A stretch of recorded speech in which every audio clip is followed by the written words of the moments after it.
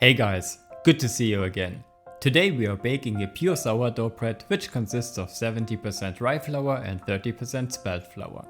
The earthy flavor of rye and the nutty taste of spelt are a perfect combination.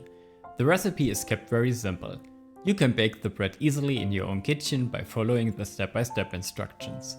Setting up the sourdough, kneading the dough, shaping the bread, and finally baking it. So what do you think? Let me know your questions and experiences in the comments below. Please subscribe the channel for further content. Let's bake together and make some incredible bread.